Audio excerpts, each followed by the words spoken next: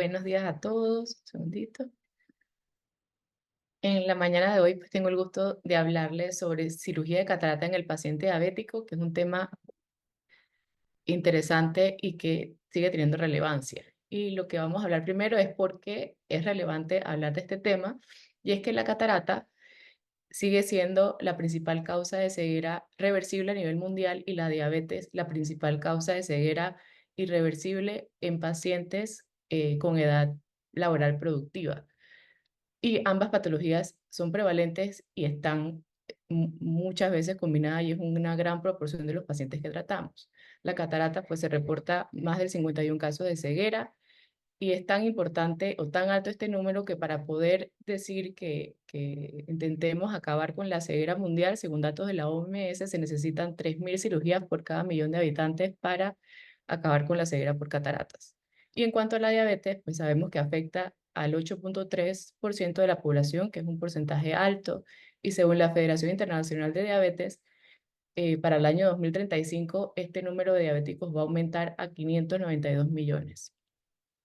La coexistencia entonces de catarata y diabetes es sumamente frecuente y la cirugía de catarata es un procedimiento muy frecuentemente realizado, o sea, muy común, por lo que entonces tenemos que tener claro todos estos conceptos. Otro punto que tenemos que conocer es cuáles son las diferencias que hay entre un desarrollo de catarata en un paciente diabético versus el paciente que no es diabético. En los diabéticos, la catarata puede aparecer hasta 20 años más temprano que en un paciente no diabético, lo que se traduce entonces a que el paciente va a ser llevado a menor edad a ser intervenido en cirugía de catarata. También la progresión de la catarata es más rápida que en un paciente no diabético y me va a generar entonces un reto para la intervención temprana, ya sea para un tratamiento, para un diagnóstico y tratamiento. En prevalencia se ha descrito que es más prevalente de 3 veces a 4 veces mayor en pacientes menores de 65 años y 2 veces mayor en mayores de 65 años. Otro punto que tenemos que conocer es si existe o no un mayor porcentaje de complicaciones de cataratas en los pacientes diabéticos, en la cirugía de cataratas en los pacientes diabéticos, y la respuesta es sí. Se ha descrito hasta 30% mayor de riesgo de complicaciones, tanto en el manejo perioperatorio como en el tiempo postoperatorio. Y esto se da por distintos retos que tenemos con estos pacientes, empezando por la parte de superficie. En la córnea tenemos una pobre epitelización, la sensibilidad corneal en estos pacientes está disminuida, también está disminuido el conteo endotelial. Durante la cirugía, los pacientes diabéticos tienen mayor predisposición a tener poca dilatación por su misma patología, tienen mayor formación de contracción de la cápsula anterior, una fimosis, mayor tasa de opacidad de la cápsula posterior, progresión de la retinopatía diabética. Tenemos entonces, con todas estas complicaciones previas de la poca dilatación, sobre todo, me va a predisponer a una mayor pérdida vítrea y también al desarrollo de edema macular diabético, sobre todo si este es preexistente. En cuanto a la patogénesis, pues como ya dije, es más frecuente el desarrollo en diabéticos versus no diabéticos. En los diabéticos tipo 1, el tipo de catarata como patognomónica en este grupo de pacientes es la catarata en copos de nieve. Sin embargo, la más frecuente es el tipo de catarata nuclear en estos pacientes. Entonces, existen diferentes como formas por donde el paciente con catarata, con diabetes, desarrolla catarata más temprano.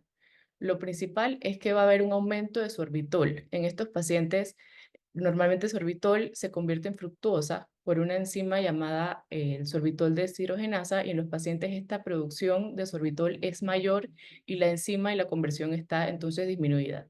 Esto me va a producir un efecto hiperosmótico en el cristalino, lo que va a conllevar a un gradiente osmótico trayendo fluido para contrarrestar este efecto, produciendo entonces mayor catarata. También la hiperglicemia como tal, per se, me va a producir un gradiente osmótico, también añadido que tenemos mayor número de citoquinas, factores de crecimiento y liberación de estrés formación de estrés oxidativo. Y la acumulación de sorbitol también me produce mayor número de radicales superóxidos y de peróxido de hidrógeno, ya que la las enzimas superóxido dismutasa y la catalasa está disminuida, y todas estas formas de vías de la patogénesis me van a conllevar al final en una formación de catarata más temprana. En cuanto a cambios fisiopatológicos en el cristalino, con las fluctuaciones de niveles de glucosa, pues sabemos que la hiperglicemia me va a producir en los pacientes un shift miópico, y estos cambios refractivos suelen ser transitorios, y ese paciente que llega a la consulta y se queja que a veces ve mal y uno lo evalúa y realmente todavía no tiene cataratas, tampoco tiene como tal una retinopatía diabética que justifique esos cambios en la visión, y probablemente si está con una hiperglicemia descompensada, este puede ser el motivo. También se ha descrito que el tratamiento médico intenso en los pacientes me puede llevar a lo contrario, a un estado hipermetrópico.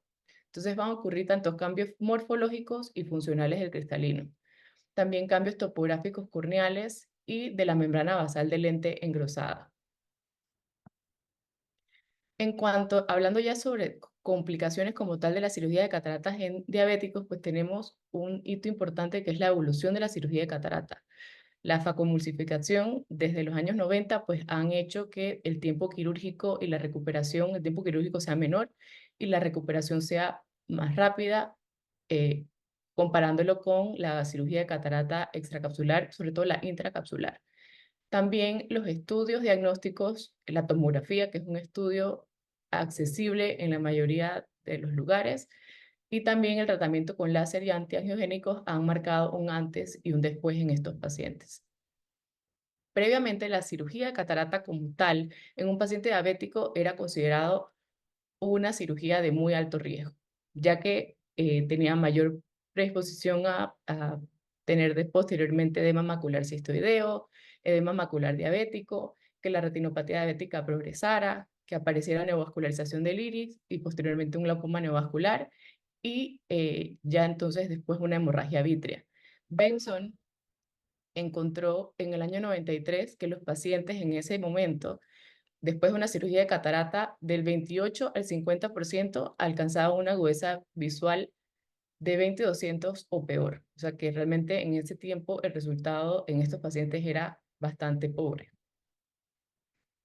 Entonces, los factores de riesgo que tenemos asociados a complicaciones en la cirugía de catarata, pues es que el paciente tenga un pobre control glicémico, altos niveles de hemoglobina glicosilada, el paciente que sea de tipo 2, diabético tipo 2, si tiene retinopatía diabética preexistente, sobre todo retinopatía diabética proliferativa o edema macular diabético, y la cirugía de cataratas como tal, la intracapsular, ya que la extracapsular realmente la misma técnica ha evolucionado y tiene hoy en día igual relativamente buenos resultados. Otro concepto que tenemos que tener en cuenta es en qué momento debemos operar a un paciente con catarata, porque pudiéramos pensar que si el paciente es diabético y tiene más complicaciones, entonces pudiéramos retrasar la cirugía hasta que sea como en otro paciente que sea realmente necesario. Sin embargo, la tendencia de cirugía cada vez es hacerla en un tiempo más temprano, ya que nos ofrece mejores resultados visuales. El posponer la cirugía eventualmente me va a hacer que la valoración del polo posterior sea más difícil. Podemos tener dificultades entonces para detectar cambios en el grosor macular, si el paciente tiene sospecha de edema macular diabético, por ejemplo. Y esto entonces, de operándolo tempranamente, me disminuye el riesgo de edema macular diabético con resultados visuales favorables, sobre todo edema macular diabético no tratado. En cuanto a las consideraciones preoperatorias, pues debemos tener un buen control glicémico de los pacientes. En todos los pacientes no debemos tener evidencia de infección periocular, pero en los pacientes diabéticos aún más, ya que estos pacientes tienen una colonización más prevalencia de estafilococos, enterococos, Klebsiella y estreptococos en la superficie, en la piel periocular. La evaluación oftalmológica debe ser completa, obviamente incluyendo un examen con evaluación del fondo de ojo y estudios complementarios según sea el caso y se requiera. Los pacientes con retinopatía diabética proliferativa, lo ideal es que vayan a la cirugía, si es una cirugía sola, pues que no es combinada, con panfotocoagulación previa. Sin embargo, si no es posible por la opacidad de medios, se puede considerar realizar, sobre todo en pacientes con alto riesgo, realizar láser panfoto con un indirecto de forma inmediata posterior a la cirugía, o ya entonces esperar hasta una semana empezar a pensar en hacer de una vez la panfotocoagulación ya con un lente. En cuanto al edema macular diabético, pues lo ideal es llevar al paciente ya tratado, o sea, que no tenga edema macular, ya que el edema macular diabético preexistente predispone de 20-50% mayor riesgo de que progrese o que incluso se desarrolle un edema que antes no estaba. En los pacientes con neovascularización del iris, esto me va a predisponer en cirugía a sangrados, por lo que se recomienda también panfotocoagulación y antiangiogénicos previos a la cirugía. Y como último punto, tener en cuenta o tener nosotros claro que este paciente es distinto a un paciente no diabético y que debemos hablarle al paciente con expectativas claras, sobre todo dependiendo del grado de retinopatía que tenga el paciente.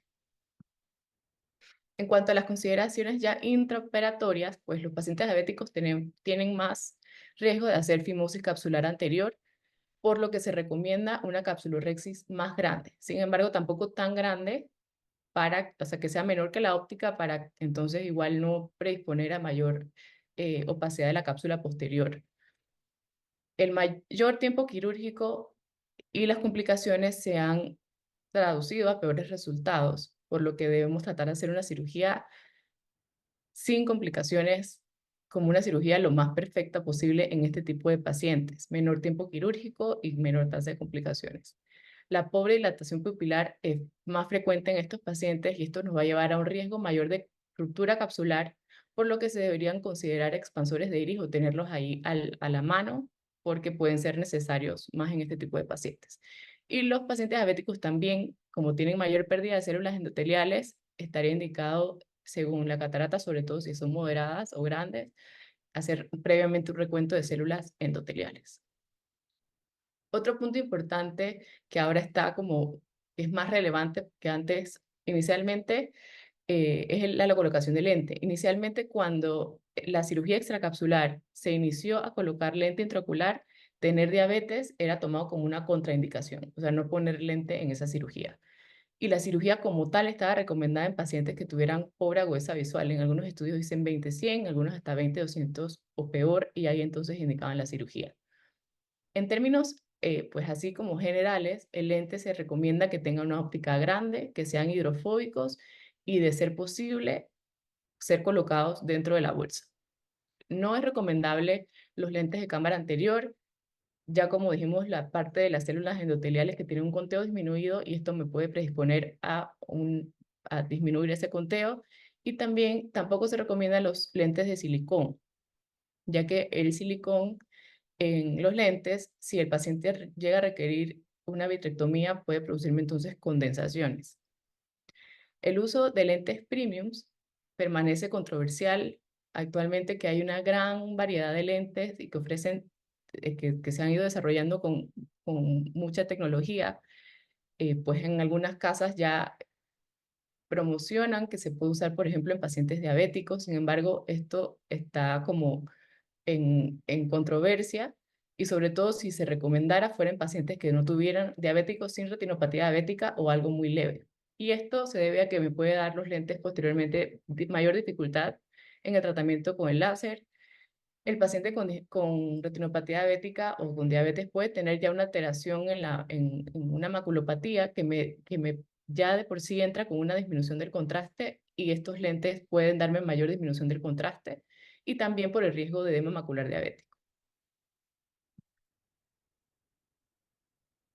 En cuanto al pronóstico visual de estos pacientes, pues los estudios más recientes, comparando con los estudios previos, tenemos una menor tasa de complicaciones y mejores resultados visuales. Y esto se debe a que tenemos hoy en día un mejor manejo preoperatorio, la evolución de las técnicas quirúrgicas han permitido esto y también que en teoría los pacientes hoy en día están mejor controlados sistémicamente, tanto la glicemia como la hipertensión arterial. En pacientes sin retinopatía diabética o con una retinopatía diabética leve, se han encontrado resultados muy similares en cuanto a agudeza visual en los pacientes que no son diabéticos. Sin embargo, hay factores de riesgo que me van a predisponer a una pobre agudeza visual postoperatoria, que está el edema macular diabético y una baja visión por maculopatía, diabética por isquemia o ya un paciente que presente tracción, un desprendimiento de retina traccional. Y hablando entonces de desprendimiento de retina traccional, podemos pensar en qué momento entonces necesitamos hacer no solamente cirugía de catarata en estos pacientes, sino beneficiarse de una cirugía combinada. Cirugía de catarata de facomulsificación con vitrectomía. Y esto sería indicado en pacientes con hemorragia vítrea, sobre todo la hemorragia vítrea refractaria, paciente que ya está parcialmente panfotocoagulado, no aclara la hemorragia vítrea y tiene cataratas, el paciente con desprendimiento de retina traccional, pacientes con membrana epirretiniana y con edema macular diabético refractario. En cuanto a complicaciones intraoperatorias, pues tenemos la ruptura de la cápsula posterior. Y lo que se ha descrito es que los pacientes diabéticos tienen la cápsula posterior engrosada, sin embargo, esta cápsula es más friable, o sea, tiene mayor tendencia a, a que se rompa. Y sumado entonces a otros factores como que tiene poca dilatación, pues esto se va a traducir en un mayor riesgo de ruptura. En este estudio, que evaluaron el riesgo como tal general de la ruptura de la cápsula posterior en pacientes diabéticos tipo 2 y retinopatía diabética durante la cirugía de catarata, se quería determinar si era un factor de riesgo independiente de la ruptura capsular. Fue un estudio retrospectivo de 5 años realizado en Colorado, donde se evaluaron 6.636 pacientes con un total de 10.893 ojos, o sea que era un estudio relativamente grande. Se encontró en general que la ruptura capsular posterior se dio en 59 pacientes, es decir, en el 0.5% de los operados, y un 0.4% fue en pacientes sin diabetes versus en un 0.7% en pacientes con diabetes sin retinopatía diabética. O sea que en este grupo no encontraron, y con una P de 0.142. En este grupo, si compararon a los no diabéticos con pacientes diabéticos pero sin retinopatía, no encontraron un mayor riesgo de ruptura capsular. Sin embargo, en pacientes con retinopatía diabética sí encontraron un riesgo de ocurrir en 1.8% de pacientes con una P de 0.0001.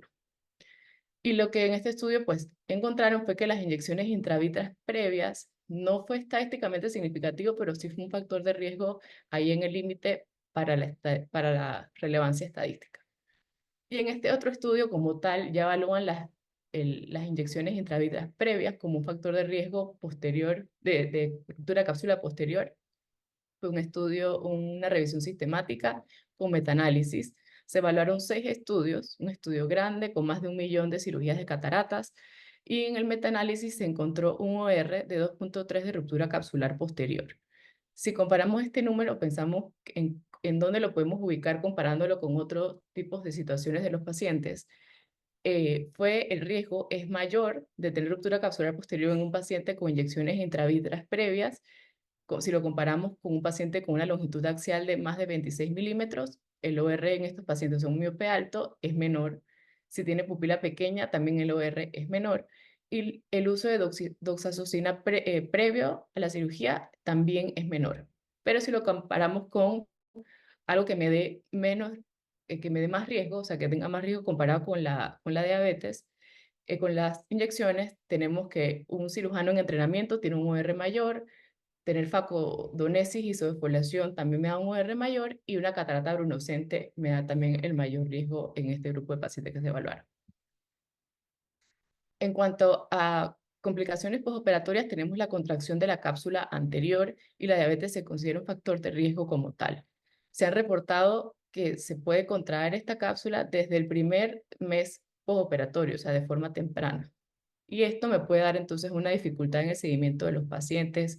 Si hay que hacerle tratamiento con láser y evaluar entonces el polo posterior, que es lo que necesita un paciente diabético con más frecuencia comparado con un paciente no diabético. El tema de la progresión de retinopatía diabética sigue siendo controversial. En los reportes previos, con cirugías extracapsulares e intracapsulares, pues todos apuntaban a que sí ocurrió una progresión en los diabéticos. Sin embargo, con la facoemulsificación es un procedimiento más rápido, seguro y costo efectivo. En 2 estudios separados, uno lo hizo Dowler y otro lo hizo Squirrel, que son estudios prospectivos, utilizaron un ojo operado con diabetes y el otro ojo control, y encontraron que una cirugía de catarata no complicada no aceleraba el curso de la retinopatía. Sin embargo, Hong encontró que sí tenía un riesgo mayor de 2 veces de progresión. Este estudio un poco más reciente también evaluó la progresión de pacientes diabéticos en facomulsificación no complicada. Fue un estudio prospectivo no aleatorizado donde se evaluaron 330 ojos. Se evaluaron pacientes entonces con facomulsificación en diabéticos con o sin retinopatía diabéticas sin tener ninguna complicación durante la cirugía reportada. Se evaluaron los pacientes a las 3 semanas, a los 3 meses y a los 6 meses. Y de estos pacientes, 5.45% tuvieron una progresión de la retinopatía diabética. Sin embargo, cuando empezaron a evaluar las características de este grupo de pacientes, encontraron que fueron los pacientes que tenían eh, retinopatía diabética proliferativa, que su diabetes era de más de 16 años de duración y estaban mal controlados en general. El 2.08, es decir, 4 de 196 pacientes, desarrolló retinopatía diabética. Lo que se encontró entonces fue que versus el grupo control 3.97 progresó a retinopatía diabética y 4.63, esto a los 3 meses y 4.63 a los 3 meses. Sin embargo, al final no hubo diferencias significativas entre los grupos. O sea que al final, en conclusión, pues la progresión de retinopatía diabética sigue siendo controversial. Sin embargo, en algunos estudios lo que apunta es que entre peor control, pues aquí es donde podemos tener mayor progresión. Y el tema de que no es por la FACO, sino como tal de la misma historia natural de la enfermedad, no tanto por la intervención quirúrgica. Entonces podemos tener como un resumen de recomendaciones en cuanto, según el grado de retinopatía o el estado del paciente. En los pacientes sin retinopatía diabética o retinopatía diabética leve, sin edema macular diabético, pues se recomienda una FACO estándar. En los pacientes con retinopatía diabética moderada o severa, no proliferativa, sin edema macular diabético, podemos considerar, adicional a la facomulsificación, darle AINES perioperatorios. Y en los pacientes ya con edema macular diabético, con retinopatía diabética no proliferativa, moderada a severa, se recomienda entonces el uso de antiangiogénicos para tratar el edema macular eh, y pueden ser continuados de forma postoperatoria los AINES perioperatorios. Y en el paciente ya diabético con retinopatía diabética proliferativa y edema macular diabético, entonces está indicado panfotocoagulación, los antiangiogénicos. Si está indicado también realizar cirugía combinada, ya si tiene hemorragia vítrea, desprendimiento de retina traccional o una membrana epirretiniana y que el seguimiento debe ser muy cercano. Hablando un poco sobre los cambios maculares que ocurren, existen diversos estudios donde demuestran que sí existen cambios maculares luego de la cirugía. Este estudio evaluó los cambios maculares utilizando OCT y OCTA. Fue un estudio prospectivo observacional donde se evaluaron 22 ojos sin edema macular diabético previo y tenían una retinopatía diabética no proliferativa de leve a moderada. Y aquí se evaluó tanto la densidad del plexo vascular superficial, el grosor macular y el grosor foveal. Y se encontró el resultado que en la FACO, en los pacientes con retinopatía diabética no proliferativa, todos tuvieron un aumento en el grosor macular, el grosor coroideo y en la densidad del plexo superficial. Ninguno de estos llevó a desarrollar edema macular, o sea, solamente fue un engrosamiento y al final el resultado fue igual en ambos grupos. Sin embargo, tiene las limitaciones de este estudio que fue realizado en un grupo pequeño, o sea, solamente 22 pacientes, y también el tiempo de seguimiento fue de 6 meses, por lo que se requieren como extender los estudios y hacer una muestra más grande. En cuanto al edema macular diabético, la historia previa de tener edema macular diabético me va a predisponer a mayor riesgo de empeorar el edema luego de cirugía de cataratas. Entonces, las inyecciones de antiangiogénicos han cambiado también el pronóstico en este grupo de pacientes. Takamura realizó un estudio prospectivo ciego aleatorizado con 42 ojos, donde se evaluó la cirugía de catarata más la aplicación en el mismo momento de bevacizumab y encontró una disminución del grosor macular versus el aumento versus los otros pacientes que no se colocó, que tuvo un aumento en el grosor macular. Y Chima también realizó la cirugía de catarata más bevacizumab y encontró que hubo una progresión de retinopatía diabética en el 11.42 versus 45% del grupo control, o sea que hubo menor progresión en los pacientes que recibieron terapia antiangiogénica. Y en cuanto a maculopatía, 5,27 versus 51% en el grupo control.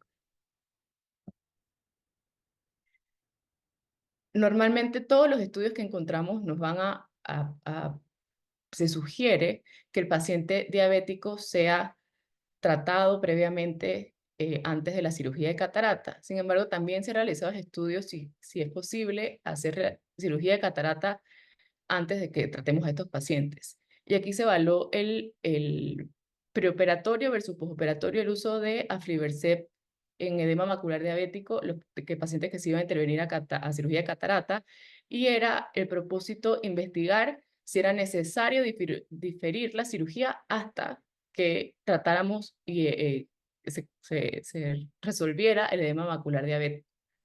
Fue un estudio prospectivo aleatorizado donde los pacientes tenían todos una catarata significativa y un edema macular diabético clínicamente significativo y fue evaluado con OCT. Se excluyeron pacientes que tuvieran retinopatía diabética proliferativa, vitrectomía previa, láser o inyecciones 6 meses antes, hemorragia vítrea y membrana epiretineal. Estos pacientes lo dividieron en dos grupos. El primer grupo se difirió la cirugía, o sea, no se hizo cirugía de catarata, sino que se pusieron 2 inyecciones con un intervalo mensual, y la tercera inyección se colocó entonces en el procedimiento de la cirugía de catarata. Y en el segundo grupo se realizó la cirugía de catarata, se colocó la inyección en ese mismo tiempo y se pusieron 2 inyecciones con intervalo mensual en 6 por mes, y se realizó un OCT en el primer mes y en el sexto mes. Y aquí no encontraron ninguna diferencia en estos dos grupos de pacientes, por lo que se podría pensar que si un paciente tiene una catarata significativa que me impide ver detalles en el fondo de ojo, pues no podríamos considerar no retrasar el tratamiento. También los pacientes pueden tener edema macular pseudofáquico. El edema macular cistoide, pues, o el síndrome de Irving-Gass, es la principal causa de mala visión en la población general después de cirugía de catarata. Anteriormente se reportaba una incidencia de 0,2 hasta el 20%. En estudios más recientes se reporta de menos de 1% hasta el 2 al 3%. Es importante diferenciar del edema macular diabético para poder tratarlo debidamente. Los diabéticos tienen mayor riesgo de tener edema macular pseudofáquico. Y lo que está recomendado en múltiples estudios es que el manejo perioperatorio con AINES y esteroides disminuye la incidencia de edema macular cistoideo postoperatorio. Otro riesgo importante en los pacientes diabéticos es la endoftalmitis. La diabetes en general está relacionada a una mayor tasa de infecciones. La profilaxis con iodopovidona, pues, es lo que nos ofrece mayor evidencia científica. Sin embargo, los pacientes diabéticos tienen una disminución en la respuesta inmune mediada por células T y por neutrófilos. Este estudio, que evaluó el riesgo y la distribución de los factores de riesgo de los pacientes diabéticos, se evaluaron 391 pacientes con endoftalmitis postoperatoria y se dividieron en un grupo que tenían diabetes y el grupo que no tenía diabetes. Y los diabéticos que iban a ser operados, que tenían un mal control, se les llevó a rápido control de valores glicémicos menores a 200. En general se obtuvo una incidencia acumulada de 0,09% y se encontró que en diabetes mellitus, en pacientes diabéticos que se le hizo intervención de tratamiento sistémico para bajar rápidamente el valor de glicemia, sus niveles de glicemia, tuvo mayor incidencia de endoftalmitis. Sin embargo, este dato no tuvo relevancia, y lo que sí se encontró relevante fue que el riesgo de endoftalmitis en hombres fue mayor con diabetes, y esto se asoció a la menor adherencia en hombres versus mujeres. En cuanto a consideraciones postoperatorias, es importante entonces evaluar a todos los pacientes con retinopatía diabética no proliferativa por lo menos 3 meses previo a la cirugía. Y esto es importante cuando estamos en algún centro donde se evalúa un paciente, que vaya hacia una lista de espera y no tratar de tener una evaluación cercana antes del momento quirúrgico, porque pueden haber cambios que no pudimos tratar. Y los pacientes ya diabéticos con retinopatía diabética no proliferativa severa o retinopatía diabética proliferativa, el seguimiento en el postoperatorio debe ser bastante cercano. Entonces, para concluir esta revisión, pues es importante tener presente las implicaciones que conllevan la cirugía de catarata en los pacientes diabéticos, y esto va a ser con el fin de evitar o minimizar futuras complicaciones. El tema de la progresión después de la cirugía de catarata pues sigue siendo controversial. Sin embargo, si se tiene claro que hay mayor beneficio en la cirugía temprana para disminuir el riesgo de complicaciones y también para una mejor valoración y seguimiento en el paciente. Y eso fue lo que les traje el día de hoy. Muchas gracias.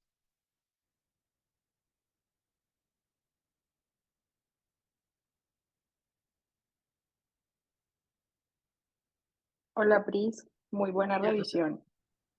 Gracias. De pronto, no sé si leíste algo como con relación a iris flácido, o sea, digamos, el tema de dilatación sí es pues muchas veces un problema, pero no sé si de pronto hayas encontrado algo que dijeran como de mayor Sí, riesgo. realmente lo que en algunos estudios sí mencionaban que más que como que la misma diabetes, más lo asociaban como a los usos de medicamentos en pacientes diabéticos que normalmente eran hipertensos, sobre todo leí unos de la metformina, amlodipina, que probablemente no hay, o sea, que la asociación que puedan tener más flácido, pero qué tanto era por la diabetes como tal o por el mismo medicamento. Pero algo así como significativo realmente no mencionan tanto el iriflácido comparado como con la miosis, con la poca dilatación es lo como con lo más fuerte que relaciona. Ok, porque a mí, pues no sé, a mí me parece que nuestros pacientes son pacientes que generalmente pues son cirugías de catarata mucho más complejas. Obviamente nosotros pues ya manejamos pacientes que tienen retinopatía diabética en algún grado, pero casi que la mayoría, pues yo diría que en un 90%, obviamente no, pues no puedo decir cifras basadas como en algún estudio porque tampoco he encontrado mucho, pero sí me doy cuenta que casi todos tienen iris flácido, empieza uno a luchar mucho con el iris y eso son cosas que también uno puede tener en cuenta. El doctor Castro a veces hace pues un tratamiento antes con AINES y eso ayuda un poquito como a manejar el iris, no se den si tú estés por ahí, te haya pasado lo mismo que hayas notado como en cuanto a la dificultad de la cirugía de catarata. Sí, sí, realmente sí se ve, tiene como más tendencia a tener iris flácido. Casualmente en Sí. el grupo que yo estoy en Panamá de oftalmólogos, hace como 4 Mm. días, casualmente un doctor que es ahí donde que mandaron el estudio donde hablaban del mismo medicamento, uno de los doctores contestó porque alguien dijo, no, que tengo como, que siento que últimamente hay más iriflácido, sobre todo en pacientes diabéticos, y entonces mandaron como una diapositiva y abajito como con una referencia donde entonces mencionaban eso, como que también está asociado al uso de medicamentos y que pues ahora el uso de metformina como que es de entrada en los pacientes diabéticos y eso lo habían como encontrado un cierto grado de relación. Ok, interesante. ¿Alguna otra duda, pregunta, comentario?